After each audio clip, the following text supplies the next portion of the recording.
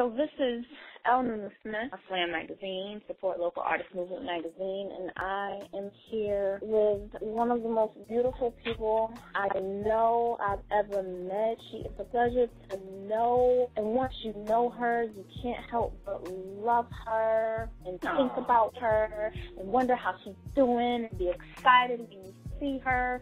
Crystal Center Brown. She is a student, an actress, a mother, a wife, a justice of the peace, a poet. She is Superwoman, Wonder Woman, and all the other female heroes combined. How are you, Crystal? I'm wonderful. How are you? I am wonderful, and I got you fresh out of class, your last class for the semester, I think I saw. Yes, ma'am. So what class are you taking? What are you what are you going to school for? I am going for my master's in nonprofit management and philanthropy. Which you know is right up my alley because I'm all about giving and getting people motivated to give. So this class I just finished was board governance and volunteer management, which was actually really interesting because I haven't done a lot around boards and building boards and managing them and recruiting for them. So it was really interesting. Now, one of the things that you do is you're a justice of the peace. You're a poetic justice, as everyone knows you. Yeah. How did you become a justice of the peace? Why? What was the motivation behind it, besides being able to call yourself a poetic justice?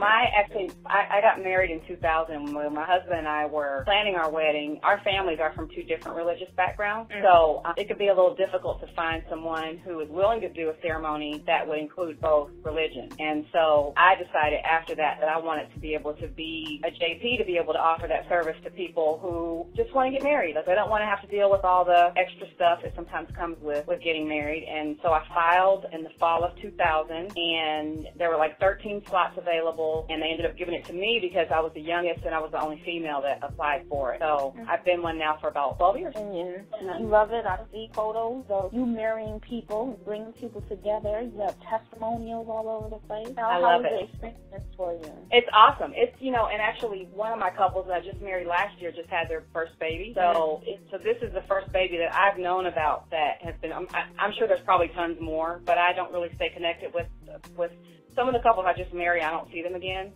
Other couples that are friends, and of course I see them after that. So for me, it's just to be able to be a part of that special day, because it really is the happiest day of your life, aside from, from your children being born and all that stuff. So it's cool. It's really cool. Now, you are also an author. You have doubled up. You have Gabby Saturday, which you received Mass Cultural Council grant to publish. So how did you get the grant? What was the process of getting the grant? Because there are a lot of artists out there, a lot of authors out there who self-publish, and they don't really know how to get started, especially how to apply for a grant to fund their dream, their book, and everything. I think, the first thing people need to realize whenever they do write a book and they do want to get grant from the State Arts Council is that book has to be able to help someone else. So it could either be a book for children or a book for women who have gone through abuse, or, it's got to serve some sort of population. It can't just be a book that's going to help you or a book of your story that's only for you. And so if you can prove that it's going to help even just a small population, you write the grant. If the book's already written, which in my case, Gabby Saturday was not written yet. We had a picture of her done and I think just a very brief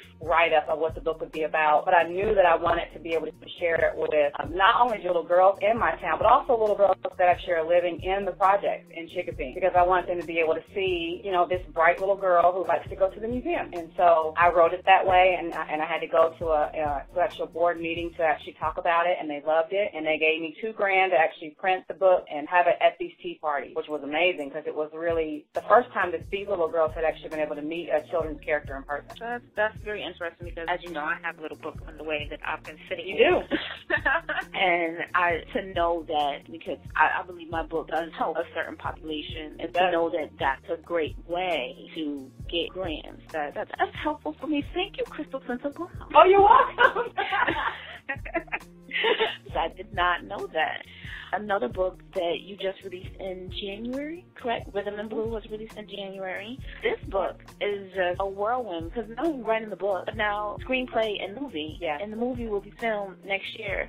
That was just like not a breeze, but like a hurricane of blessings right there. How did the Rhythm and Blue come about, and the script and the screenplay, and just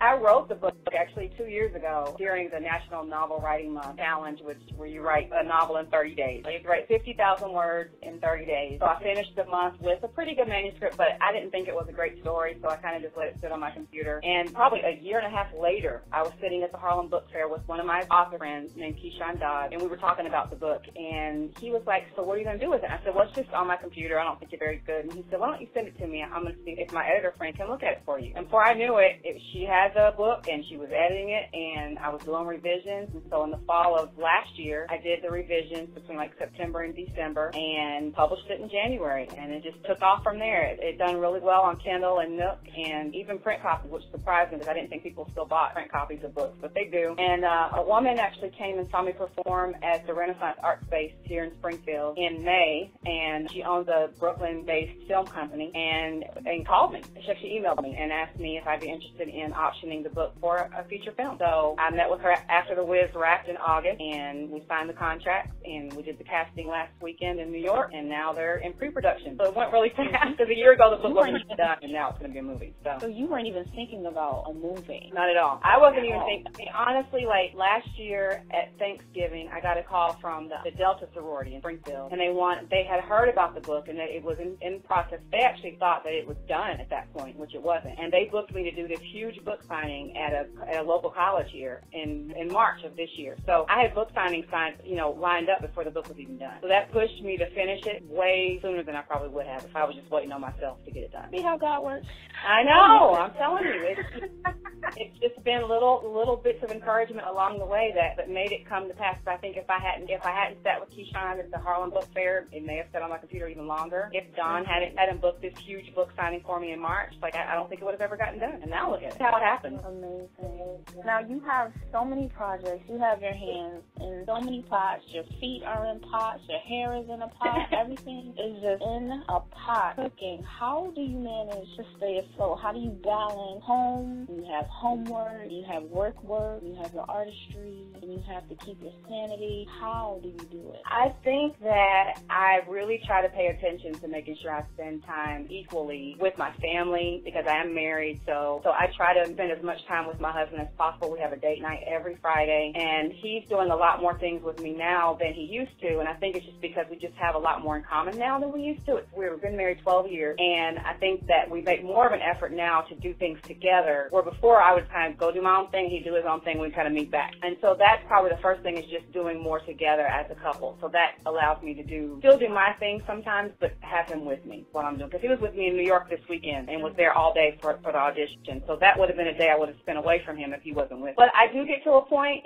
like right now is the time of year where I go into shutdown mode. I have a couple more performances coming up, and then after the 15th of December, I'm going to shut down for about 2 weeks and won't do any performing or any emails or any of that stuff, just to kind of renew, because I am starting to kind of feel that overwhelmed feeling right now, which I usually do every year around this time.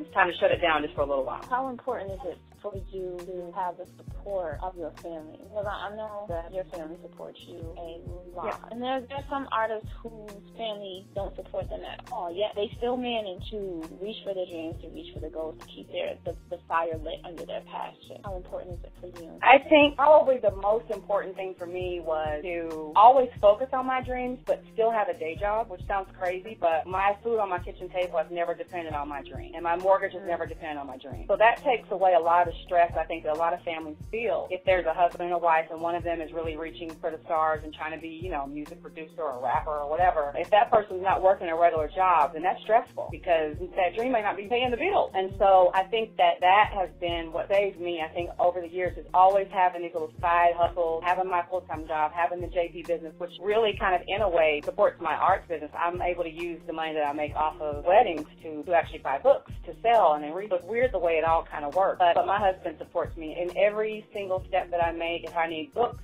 whatever I need, he's there to make it happen for me. I think it's wonderful. Now, speaking of paying the bills and it being important that you have a regular job, what is your regular job? So I work for the American Cancer Society, and I work in the Holyoke office, and I actually run patient programs for people who are diagnosed with cancer. So when a woman especially is diagnosed with cancer, we run programs that help her learn how to apply makeup, learn how to fit a wig, and learn how to just kind of make herself feel better through that process. We also connect people with support groups and rides to treatment. I cover a huge area. Well, before I only had like one county, now I have 4. And for me, it's personal because I actually have had 2 family members in my family who have survived cancer. And it's been because of the work that we've done at ACS. I've been there for 11 years, almost 12 years, and I've just seen people actually come in for screening and are alive now because of the work that we're doing. I think it's great to be able to do this kind of work and see that these changes happening. It's amazing to see how much of a difference that one person makes. Yeah. I can only imagine that you have affected hundreds of women's lives. Yeah, and it's great to know that it really just takes for just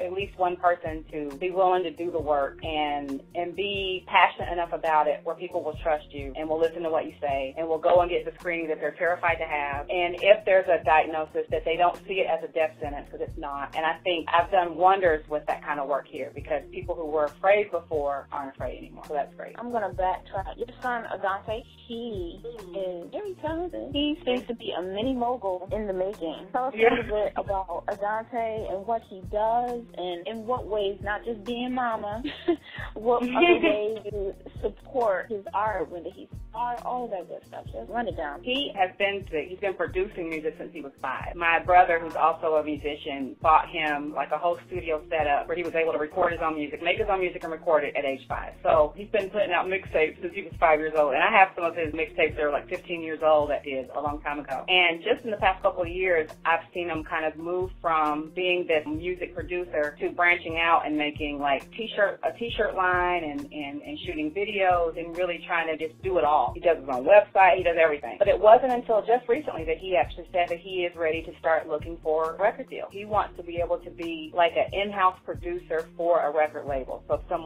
each label has a certain number of producers that are kind of on staff, and they make music for whoever needs music. That's what he wants to do. So I said, that is your dream then. We'll make it happen this year. And that's our focus now, is to get him a deal. Wow. It's amazing to see how children's dreams, your child's dream, can become your dream.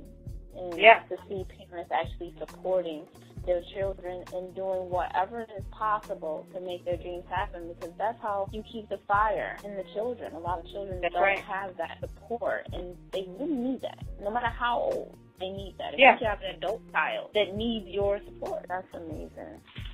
Do you have any advice for artists that are, no matter how old they are, that are inching closer to their dreams? I mean, some people get discouraged because they don't feel like things are moving fast enough for them. Do you have any advice for them? How can they keep that passion going? Oh, definitely. Writing and performing and presenting with children has always been my passion, and so those are things that no matter how tired I am, I'm going to always do, regardless of if I ever get famous or become a millionaire, any of that. I'm going to always perform and write and all that. And so I think people do get frustrated, especially when they see other people around them. Seems to be that they're moving more quickly, but I think everybody's path is their own, and that, I mean, I personally believe that God will put you where you need to be when it's your time. And I think that, I mean, my favorite saying is, what is for you will not pass you. So other people are going to have their own time, and your time is going to be your time. So I think that as long as people stay with it and not only just think about their dream every day, but do something for your dream every single day. And if you're a writer, that means write every day. If you like to perform, you need to perform every chance you get. And just keep doing it. And if it's meant to be, it will happen. I needed that.